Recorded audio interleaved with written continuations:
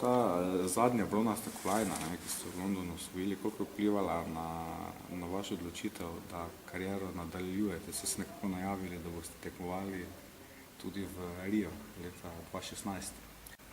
Vsi plani in načrti so bili narejeni že pred odhodom v London, tako da praktično ni vplivala, je bila čisto brez vpliva.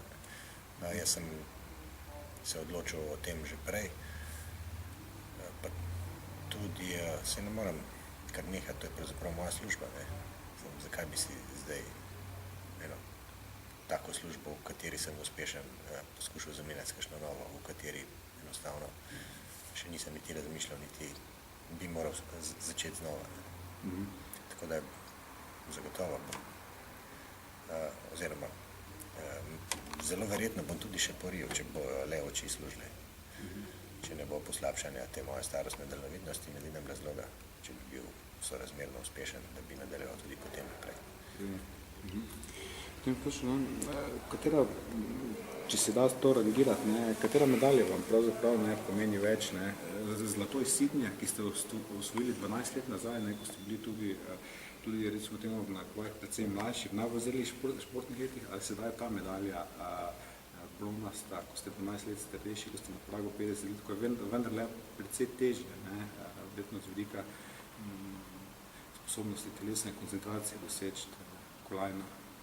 Ne glede na vse to, kar ste navedli, da je to veliko težje, je zlata kolajna je v tej piramidi daleč na vrhu.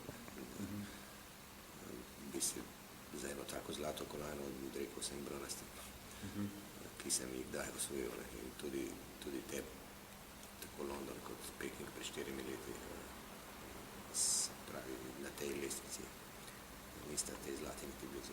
Kako gre se pravzaprav, skupaj neizogibni proces staranja, staramo se in vrhunski šport, kako je mogoče to združevati vsa ta dolga leta in še naprej?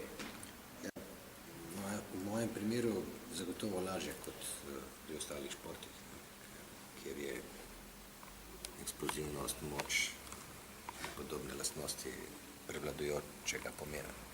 Pri nas je seveda treba imeti dobro splošno telesno pripravljenost, zato skrbim in to mi ne povzroča nobenih težav. Eksplozivnosti ne rabimo, moči pretirane ne, razen statične.